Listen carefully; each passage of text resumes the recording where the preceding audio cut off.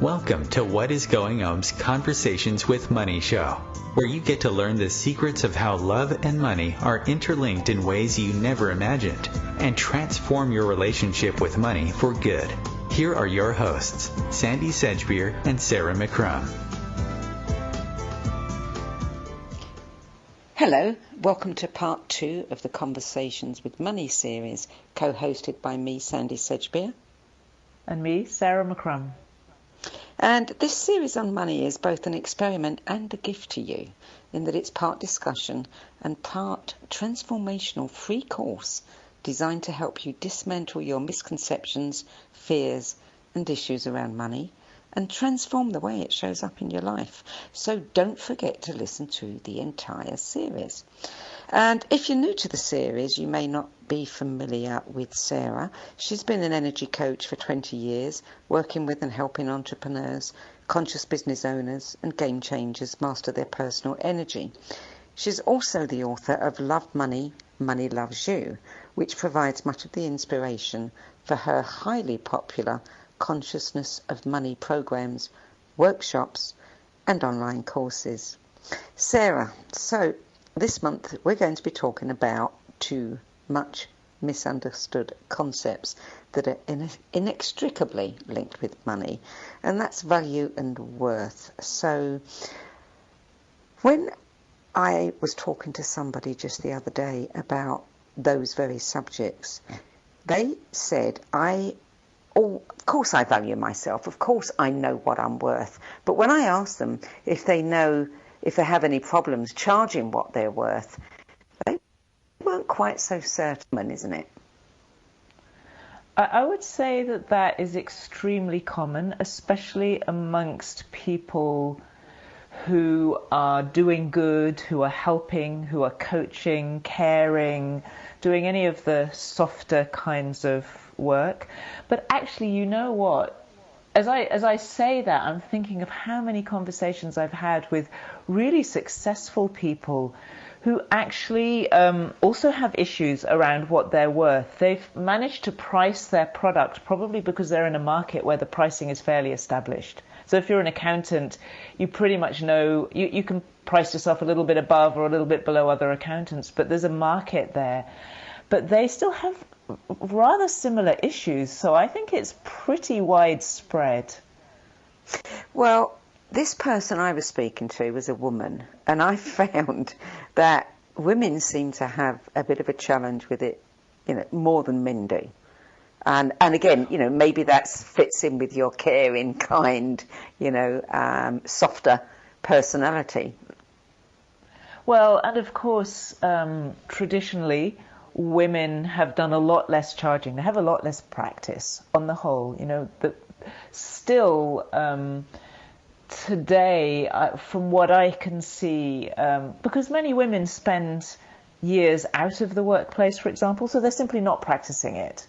Many women at the moment I see are changing careers, so they may be saying, I don't want to be in corporate anymore, I want to do something different, or I want to do something that I really care about, or I want to do work that has meaning. And then that brings up the problem very, very strongly. How do I charge for it? How do I put a value on this work that I'm doing, which I believe is incredibly valuable? Because that's what I always see. People say, I know how valuable this is, but the minute I put myself in the mix, then I don't know what to charge anymore. As long as I can keep it separate from me, I can see the value of it. So there's an interesting little thing going on in there.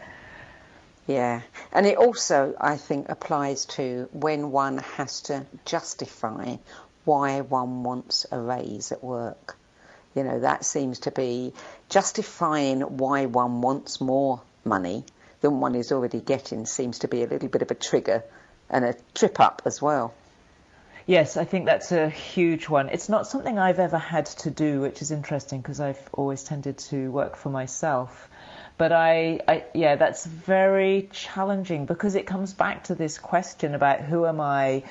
Do I deserve it? Do I deserve it more than somebody else? Comparisons start to enter into our head and all kinds of thoughts get triggered that are really not helpful in simply the fact that you would like to be paid more money, and I suspect if you're looking for a rise, you feel that you do deserve it, or you maybe know that other people are making more money. You feel there's some justification for asking for it. Yeah, I mean, this whole thing around asking for money is a bit of a weird one. I think, street people, for example, you often see that, it's often really hard for them to ask for money. They have to put it on a board, or, they look away. They won't look you in the eye because they think you're not going to look them in the eye. It really does create this whole, I think it brings out the superior-inferior, paradox in people. Yeah, and the thing that I've been exploring a lot recently is what lies beneath all this fear around money. And the deeper I look at it, and actually also the more on the surface I look at it, one of the things that I've realized is that it doesn't matter whether you're East or West. Our spiritual and religious traditions have all in different ways separated wealth and goodness. So if you want to experience joy, freedom, inner peace, then we have pathways. There are Christian and Jewish and Buddhist and all kinds of different pathways to experience how to be a good person and how to feel good. But almost always they go with stereotypes of people who are very poor or have nothing in order to be a good person. And how do you put that together in your mind? Like, if I want to be good, I can't have money. If I want to have money, I can't be good. Yeah. And if I'm so good, why isn't money coming to me? Well, exactly. That's also the thing. And so then the interesting contradiction is I met somebody who spent 10 years as a monk, Buddhist monk, and he said loads of money came to them. They were literally doing the begging thing. If there's some noise, I just want to say that it started to pour with rain, which it does sometimes here. So there might be a little bit of background noise when I'm speaking. But yes, he said actually they made a lot of money from begging. So that's an interesting thing as well. And I have a feeling that people give a lot sometimes because of a feeling of guilt. Like, if I'm making money, I'm not a good person. So the best thing I can do is support all those good people who are being virtuous and took the route that I didn't have the courage to take. And I think we get the same dynamic in the West around charity, that we give sometimes because we feel like, oh, those people are they're the good Christians, or the good whatever stereotype we have in our mind.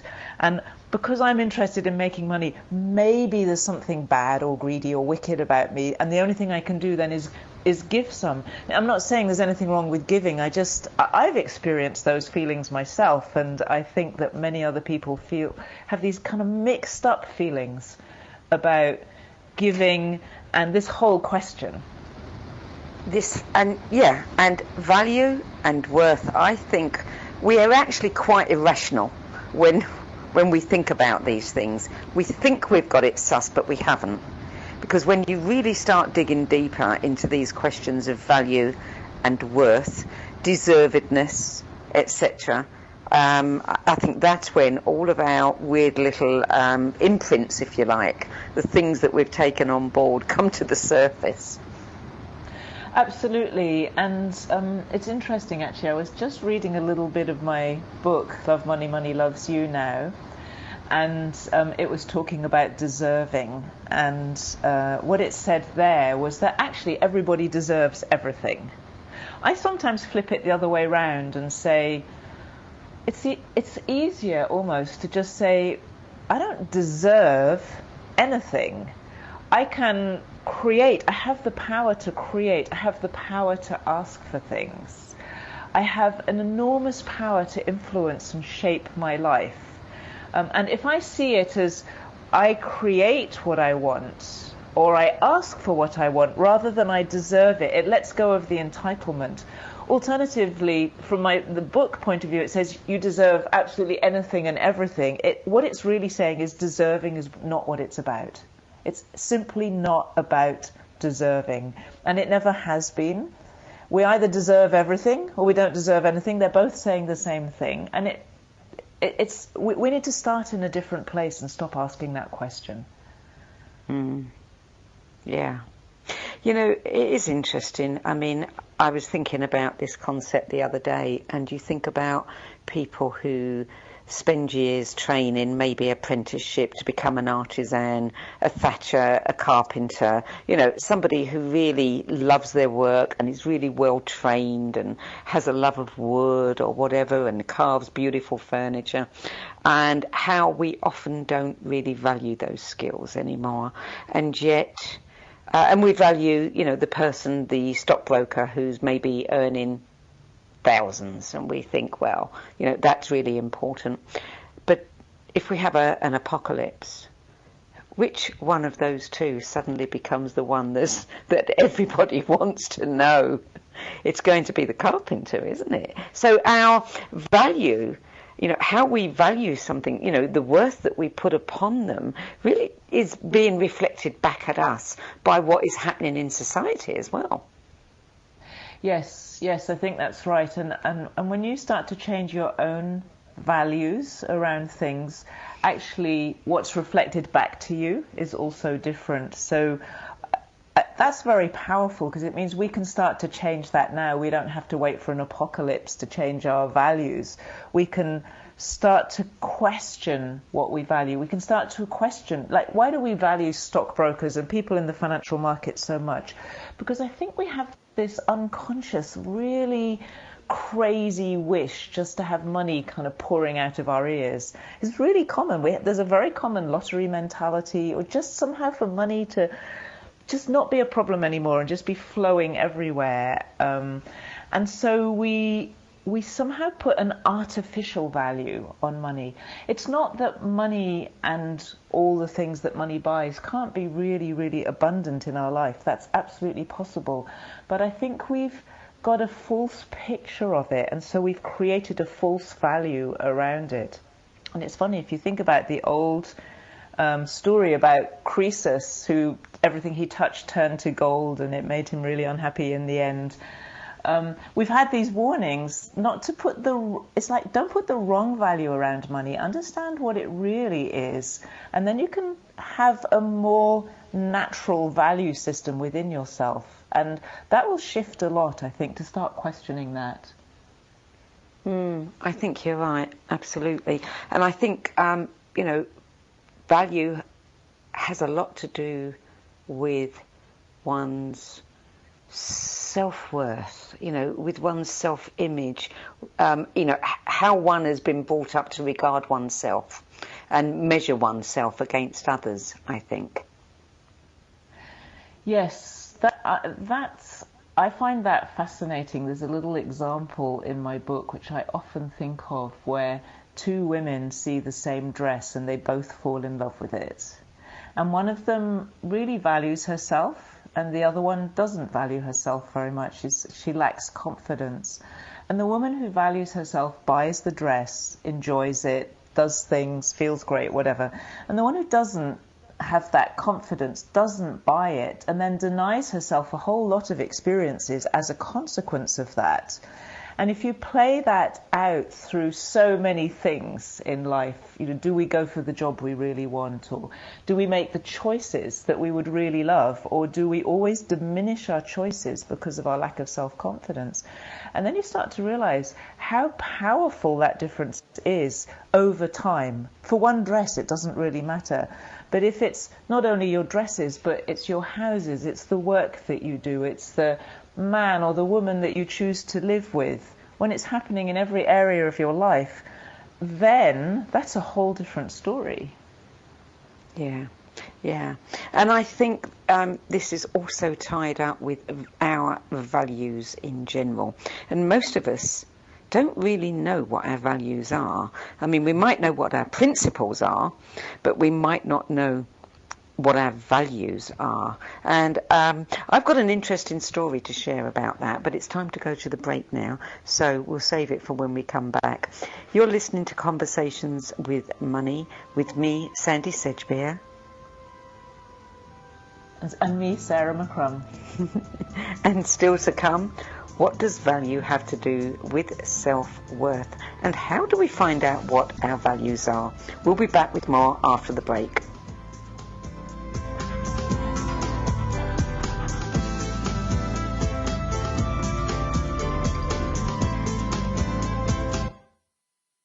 The future of Internet radio is here. OMTimes Radio. IOM FM. Ascending Hearts is no ordinary dating site, but a spiritual dating site with a purpose, to link you with your soulmate. We engineer the serendipity so you can trust that you will attune with someone that has the same matching vibration as you. Ascending Hearts, the conscious dating site for the spiritually aware. Try Ascending Hearts for free. AscendingHearts.com. More than 24 million Americans have an autoimmune disorder, and that number continues to grow. I'm Sharon Saylor, and I'm one of those 24 million. To put that number in perspective, cancer affects about 9 million and heart disease up to 22 million. That's why I've brought together top experts and those thriving regardless of their diagnosis to bring you the latest, most up-to-date information. Join me, Sharon Saylor, Friday night, 7 p.m. Eastern, for the Autoimmune Hour on Life Interrupted Radio to find out how to live your life uninterrupted. Hello, I'm Sandie Sedgbeer, host of OMTimes' flagship radio show, What Is Going On? As a long-time editor, book judge, spiritual magazine publisher and radio host, I've read thousands of books and interviewed hundreds of authors and teachers. So I know what's worth reading and what isn't. Now, with the spiritual book market growing increasingly crowded, more and more people are seeking my help in finding the authentic voices, the empowering tools, and the genuine skip the BS guidance that will make the most difference to their spiritual development. So I decided to make it easier by bringing my knowledge, experience, and considerable network of contacts together in the No BS Spiritual Book Club.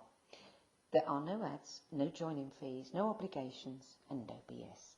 Just an ever-growing library compiled by recognizable and respected names of the 10 best books that helped them the most on their journeys, plus free book excerpts, audios, and live video interviews where you can quiz them about their spiritual journeys and their 10 best list choices. Your time and money are valuable, your spiritual journey even more so. If you're looking for genuine guidance from people who've walked this path before you, check out Sedgbeer.com. Click on the No BS Spiritual Book Club tab and join the club. That's Sedgbeer.com, SEDGBEER.com. I'll see you there. I'm Fidel Nshombo. I was born in a city called Bukavu in the Congo. We were a loving family, and then, boom, everything that I had disappeared in a single day. People think that when you are a refugee and they resettle you to America and all your problems are done. They don't understand that that's the beginning of everything. I was not born a refugee. I was made one. It's time we welcome refugee families with open arms. Learn more at embracerefugees.org, brought to you by the Ad Council. Welcome back to Conversations with Money with me, Sandie Sedgbeer. And me, Sarah McCrum. Sarah, there's a really interesting thing about values that I'm completely fascinated with, and I've never been able to really work out how we develop these. But I have a friend, just one of many, but I'll pick this one, who has an attitude towards money that I can't quite get to grips with. On the one hand, she worries about not having enough, and so she compromises on the quality of the meat she buys, the food she eats. You know, she never quite gives herself the best because she's always saving money. And yet, every so often, she will go out and she will drop a couple of $100 in a casino on an hour's entertainment. And I just find this so weird. I mean, she's had occasions when she's had an injury and she won't go and pay to have some kind of pain relief treatment, an alternative one, because it's not covered by her insurance. So somewhere within there, I suspect this is a person who doesn't really value themselves very much. Am I right about that? Yes, you are right about that. As I listened to the story, I was thinking again about this actual conflict between being a good person and being a wealthy person that I talked about. And I think because it is so deep in us to feel confused about whether it's even okay to have money or to spend money, or whether it's literally possibly evil. Or corrupt or corrupting. I think what it does is it creates a kind of madness in our psyche. And so on the one hand, we're careful. We have all kinds of old habits that we picked up as children about money. And some people save like crazy, and some people never save because of something they saw when they were a child. Some people are terrified of money. And it's completely irrational. And some people are very lavish with their money, also often completely irrationally. I've met people who say, I believed that as long as I kept giving, the money would keep coming. And then they ran out of money, and they didn't understand because they thought that that was the principle. But it doesn't work like that. So I think there's a kind of madness that gets into our system because it is so irrational, and our thoughts around money are so irrational that we just blow it then because we can't handle that level of internal conflict. Well, what about, the attitude that is quite rife in the spiritual arena about love what you do and the money will follow? It doesn't always happen. It's the same thing. No, it's exactly the same thing. You can love it as much as you like, but if you don't ask for money, if you don't set up the systems that will make money possible, if you don't learn how to communicate the value of what you're offering through your love work, if you don't communicate that clearly to people in a way where they can engage with it and see what they can get from it, the money won't follow. And I've experienced that. I think most people in that kind of line of work experience it. I always did what I loved. I didn't always make money from it.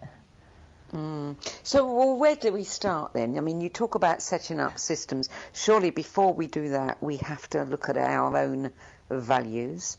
We have to look at some of the patterns and the imprints before we can actually set up systems. Yes, I think so. I think our relationship with money, giving yourself permission to actually value money, to value to figure out what you value in your life and therefore are willing to spend money on. And so if we bring it to bringing money in, let's talk just in the arena of work for a moment, thinking about what you're willing to pay for in order to support the work that you do, in order to make that successful. Those kinds of things, like questioning, what does my life tell me about what I value? And what do I really value? What do I want to value? It would be, for example, it might be more valuable if you want to run a business to value some education about business than it would be to value gambling and blowing it on a little bit of entertainment, because you're going to get better results in the long term from that. But you have to look at what you're doing to see where your values lie. You have said that there is a reservoir of unlimited wealth within us. And, it goes without saying that reservoir largely goes untapped. Now, I know that you have actually created so many different what you call transformances, audios, activations, etc. You actually have one on the wealth that lies within us that you've offered to play tonight. Tell us a little bit about that before we play it. This is a recording that I made. It was made live in a studio, so it's completely improvised, and I made it for somebody who had been very wealthy before and lost it all. But it actually applies to all of us who have had something that we really valued in the past. It might be youth, it might be some happiness that you experienced, first love, whatever, and you feel you've lost it. And sometimes our sense of value was tied up in what we had, rather than who we are. So it's a recording that speaks to that. Okay, let's play that recording now.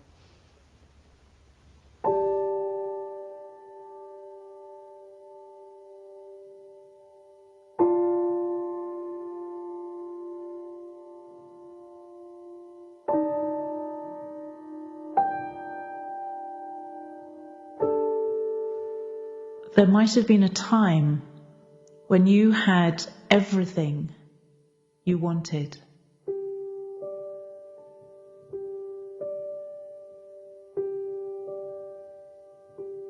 You had wealth. You had love. You had youth. And you had fun.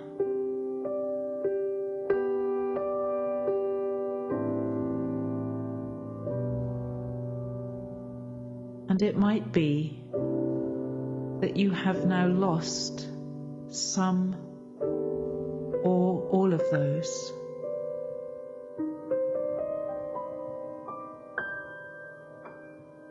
And then what happened? You used to know yourself by what you had.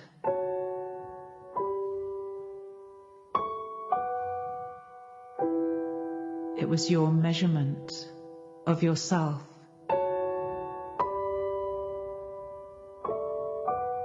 It was your value.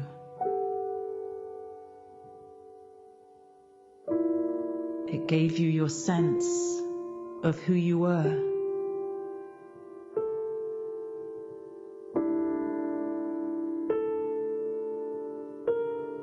And then, when it left you, you didn't know who you were anymore.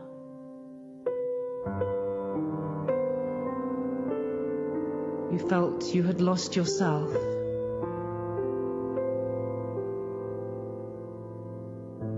You had lost your value, your worth in the world.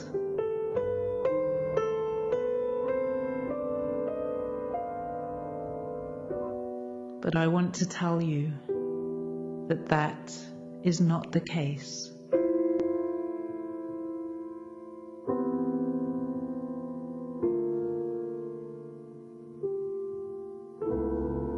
Your wealth lies within you.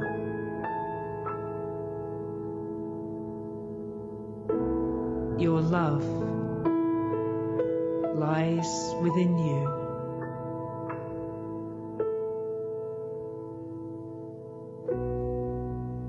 I want to show you that when you put the value on who you are,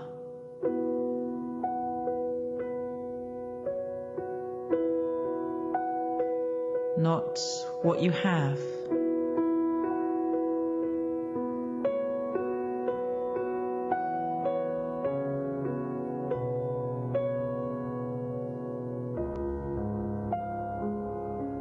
you will find yourself attracting more than you ever knew that you could.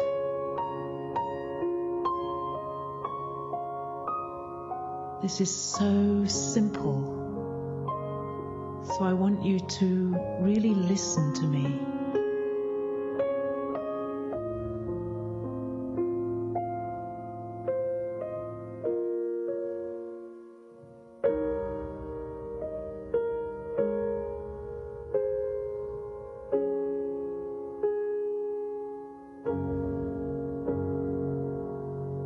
The wealth that lies within you can bring you everything that you need, that you want,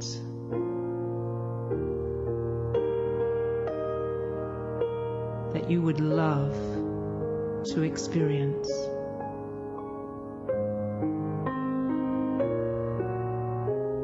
And so I invite you to trust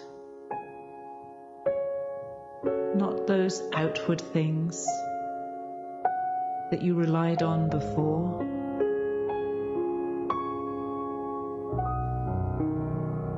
but to trust yourself, who you are,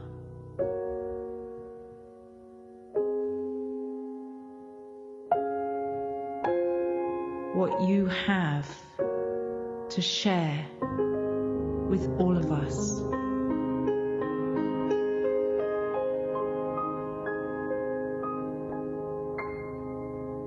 I invite you to put it out into the world with generosity, with a big, wide, open heart.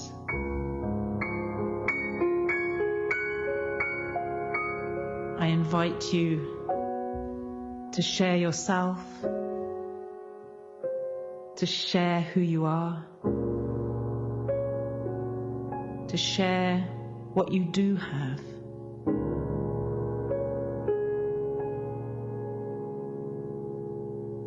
And to receive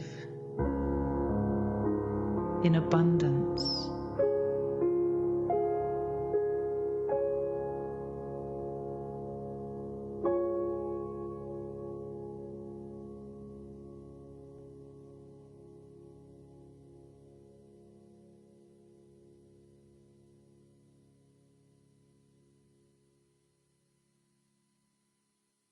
The cutting edge of conscious radio, OMTimes Radio, IOM FM.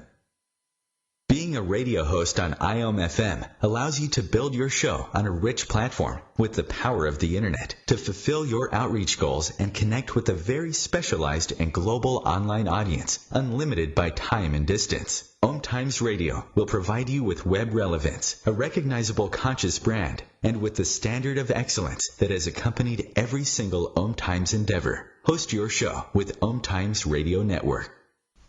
Hello, I'm Lisa Berry. Join me every Monday at 1 p.m. Eastern Time for Light on Living.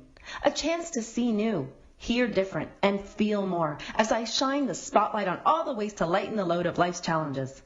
Light on Living is your link to that new way you're looking for, that new understanding that will enhance your life, and that positive connection that will support your growth. So join me and you'll gain insight and start to see things in a new way that motivates you. Imagine being fired because of who you love. Imagine being denied medical treatment because of who you marry. Imagine being evicted because of who you are. Millions of Americans don't have to imagine this. They have to live it. Because in 31 states, it's legal to discriminate against LGBT people. Get the facts at beyondido.org. Brought to you by the Gill Foundation and the Ad Council.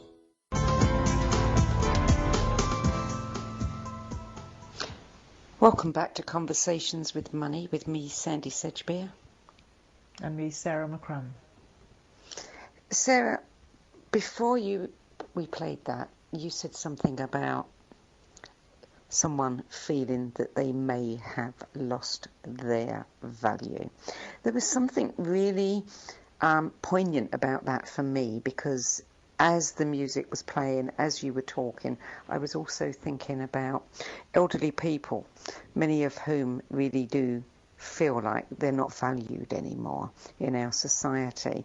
So, I mean, value touches our lives in so many different ways. And when I think about it in that particular context, it makes me realise that, of course, we love the elders in our lives, in our personal lives. We may not love them in general, but we do value, the ones in our personal lives. And thinking about something like that could be a good way to get somebody thinking about how other people value them, which is something that we don't often think about, other than in terms of, pounds, shillings, pence, dollars, whatever, the price that people put on us. Yes, and it's interesting because this whole series is about money and love, and so we're talking about love to some extent here. Actually, as I listened to the recording, I thought also about older people, and I thought about all the way through life how many people never really see who they are. They never really get that feeling of who they are to other people, exactly like you were. And if you think about your children, for example, it's really easy to think you're not a good enough mother. But when you spend time thinking about that, you're actually denying your children's experience of you, and they might be annoyed with you sometimes, but fundamentally they love you and need you so much. What does it really do to continually undervalue yourself or overvalue yourself also, which can happen in some sort of flip way where you think you're amazing and actually it closes you to just having some humility and ordinariness about it. But I think it's a really interesting idea to look at, because value is not just about you, it's actually about you in relationship with other people. When you price something even, which is the ultimate expression of straightforward value, it has no price if it's just for you. It has a price because it's between you and someone who's buying it, or you and somebody who's selling it. So pricing, even, all expressions of value actually happen in relationship. Yes, absolutely. Yeah, I mean, the only value we have is the value that someone else puts on us, in a sense. I'm talking about out there in the commercial world, or maybe even, personally. We have our own value to ourselves if we can value ourselves. But we tend to think that, it's reflection. It's what other people think of us that gives us our value. Yes, and that's one of the reasons why I made that recording, because we let so many things determine our value. How much I'm paid, which is what other people think of us at a certain level, but it's also what I think of myself and what I'm willing to ask for. So it's never all on the other side, but we tend to put it out there. I think older people also really undervalue themselves. And they will say, well, society doesn't value us, and so I don't value myself. But I think that we have to take responsibility here. And we have to be the ones who value our experience, value our wisdom, and don't allow the value of youth to overcome the value of experience and the value of wisdom, because there's something in being young, but it's definitely not experience, and it's a very naive kind of wisdom. So there may be some energy there. It's good to have both.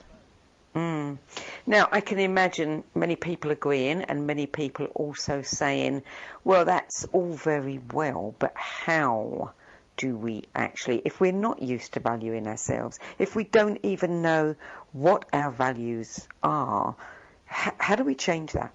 What do we have to do? What kinds of steps should we be taking that could be helpful in getting, us on the path to transformation here? The first step is to start to see, to become aware of what you're valuing at the moment. And John DeMartini actually opened my eyes to this with a really simple exercise. You can look at what you spend money on, what you fill your house with, what you read about, what you spend your time on. So that's how you see what you're valuing at the moment. So if you spend a lot of time watching television, for example, you value television and entertainment. And somehow you can't argue. I wanted to argue when I first heard it, but I realized in the end you can't argue with that. Whatever it is that you are spending, whatever you have to spend, your time, your money, and your energy on at the moment is what you value. If you can get honest about that, that's the first step.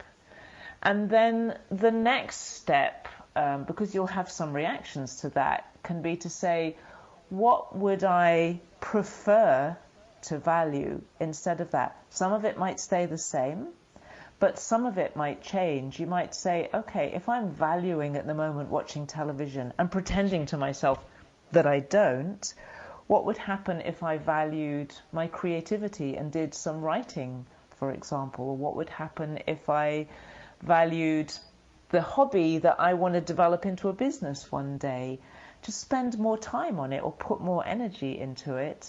How would that change my life? I think you have to be clear what you're doing, first of all, what you're valuing, and then you can start little bit by little bit to change that in the direction you would like to go. So then when you talk about aligning with our values, is that different from what you've just said? Is that a second part of it? Well, that's interesting, because align, what we're looking at there is, what am I really valuing? And we could say, is what I'm valuing in my life really aligned with who I want to be? And so what I described was how you align your values as you express them with your inner values as you're choosing them. So you're choosing to be somebody, and sometimes we're not very conscious about who we're choosing to be. So the other part is becoming really familiar with your deep values, which might be things like integrity or honesty or love, as expressed in your family or in some other way. There are many different deeper values.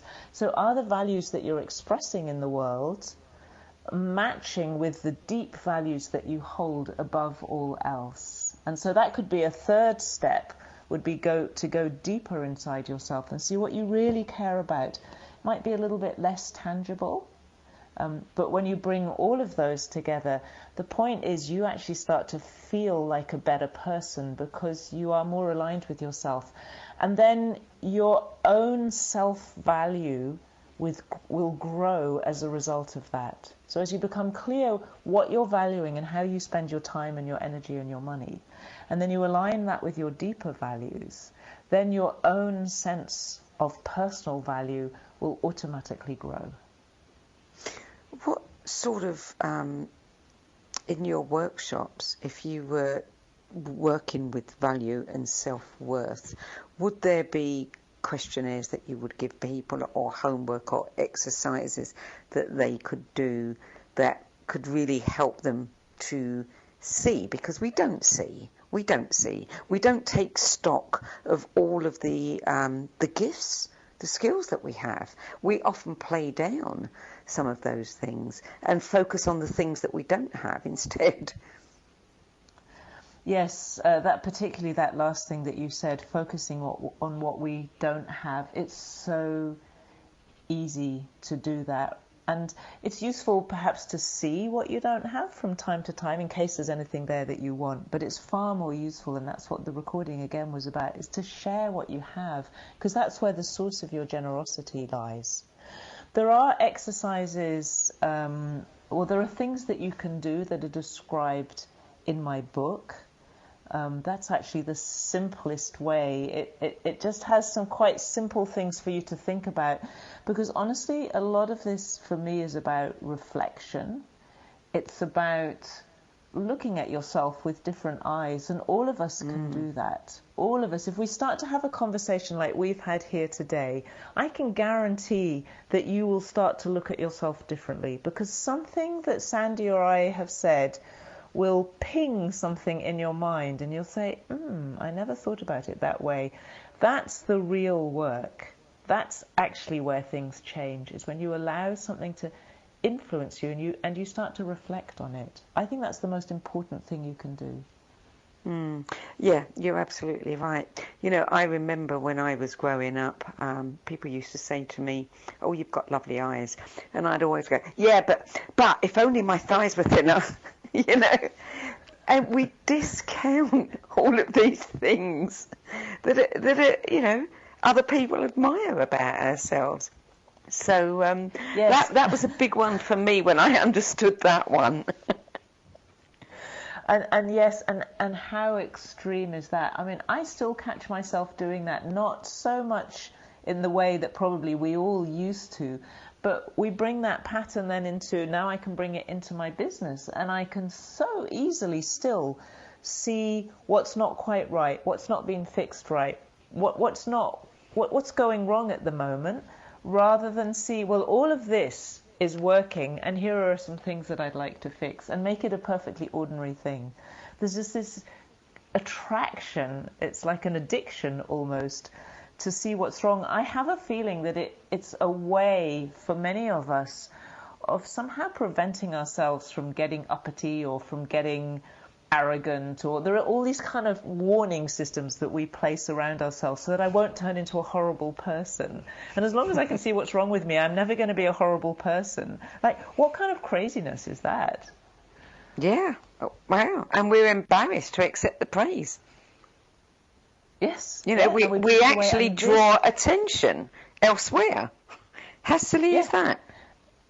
And it's the same, this comes back to money. If you can't accept praise, usually it's really, really difficult to accept money, because they're very similar. They're both love essentially being lavished on you in some way or other. And if you turn away from what's being given to you, or you say, I'm a generous person, I just want to give to others, you will eventually run out of having much to give, and you'll either get exhausted or broke, or sometimes both. So it's really important to be able to receive from others. Let them share the value they place on you with you, because that's an act of generosity too. Letting someone else be generous to you is an act of generosity on your part. You know, that's a really interesting one, because years ago I had this wonderful astrology teacher who was a really good friend and mentor to me. She taught me so much, and as always, you don't really appreciate people, you know, that bring these things into your life until they've gone. But I remember her saying to me one day, Sandie, you know, you just imagine if everybody in the world was walking around with the most beautifully gift-wrapped box looking for someone to give it to, and everybody said, no, sorry, I'm not taking yours, but here, have mine. You know, the whole world would be wanting to give and nobody would be wanting to receive. You have to learn to receive. And, you know, for the very reason that you've said, that is an act of generosity, to be able to take something, to take someone else's generosity and appreciate it. Yes, what a brilliant story.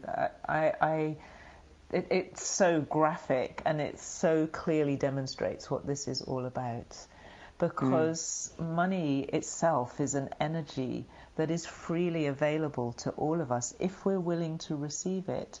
And it flows through our giving. So we give, we serve, we help, we do good things for other people, we create products and services and sell them. And money, and also all the other things that we want in our life, are the things that we receive. And when we keep all of that in circulation, there is a flow of value around the world. And when we block the circulation, either by not giving, not creating products and services, not working, not doing anything for anyone else, or by not receiving, then we simply slow down the flow of value around the world. So I said value is created through relationship. Value is to be shared. You alone, in isolation, your value doesn't make any difference. It's like, it doesn't matter. It's incredibly valuable or not valuable at all. It has no meaning unless you're with other people. So this is all, money is actually about how value flows around the world. And so we've really encapsulated so much in this conversation about that. I think you said something too that I thought was quite interesting. Not today, but I read it in one of your blogs about, creating a lifelong relationship with money is like creating a good marriage. And I don't think many people think of it that way. So say a little bit about that. Well, once you realize that we do have a relationship with money, with the energy that it sits behind our financial systems, then what I figured out is like, oh my goodness, this really is a lifelong relationship. The interesting difference between this and a marriage, perhaps, is that the energy of money is unwaveringly loving. So it never stops loving me and loving you just because I get in a bad mood with it. Whereas sometimes in a marriage you can have the experience that your partner doesn't love you as much as you would like, often because you're not loving them that much either. And so the love kind of gets a little bit caught up in marriage. But in the relationship with money, money is this just beautiful energy of love and generosity and light, and is always willing to give to us. And we have this choice to turn our back on it or to accept it and receive it. And we exercise that choice rather freely, I notice. So it's very easy to turn your back on it and say, oh, I don't want too much of that, or that's dangerous, or I might be greedy, or is that frivolous, and all kinds of weird thoughts about money. that just block it, when underneath we would simply like to experience more of something. Maybe we'd like to go somewhere we've never been before. Maybe we would like to give something to somebody that we can't because we don't have enough. Maybe we'd like to create something amazing in our business, and we're limited by the amount of money that is flowing through the business, and so we can't invest properly. So we want it and we block it. And that's what we're able to do in that particular relationship. And then you have the experience of not having much money. The money's still there, but you're not getting it. It's a funny kind of thing. So it's slightly different from a marriage in that respect. But it is a marriage with an energy that loves you. It's a relationship with an energy that is endlessly giving and is open to you also giving and receiving in abundance. Well, as you were speaking, I was thinking about money as a marriage and thinking about, okay, so when we're dating somebody, we can be a bit indifferent. We could look forward to it, or maybe we choose not to see them, neither here nor there. When we commit to marriage, we've already opened something up within ourselves and made a decision that we are going to go the extra mile with this because it deserves it, it's worth it. And I think if you think about that in relation to money, it just puts a whole other light on the relationship with money. And you end up actually having to value money. If you want to experience more of it, you need to actually value it and feel good about valuing it. Yeah, and put energy into loving it. Yeah, and receiving it and spending it and doing things with it and saving it and investing it and all the other things that you can do with it. Yeah, exactly. Yeah, I mean, it really is interesting when we just switch our perceptions just a little bit. We see something, that we've never seen before. And I think you can never unsee it. Once you've seen it, you might forget a little bit, but it creates a chink in your money armor, if you like, and you have to start to engage with this different perception of money. I think it was in the first episode we did, we spoke about, we were talking about this little man that I was seeing, a little coin, with arms and legs that was sitting in my pocket. And it's funny because having expressed that, having articulated it, having seen it, I can't get rid of it. He's there in my pocket all the time now. Well, that's great. Anyway, it seems like we've talked ourselves out of time. That went really quickly. That's it for part 3 of our conversation with money. Join us next month on April the 3rd. Sarah will be back and we'll be having another conversation. In the meantime, check out Sarah's work at sarahmccrum.com and theconsciousnessofmoney.com. I'm Sandie Sedgbeer. And I'm Sarah McCrum. And we'll see you next month.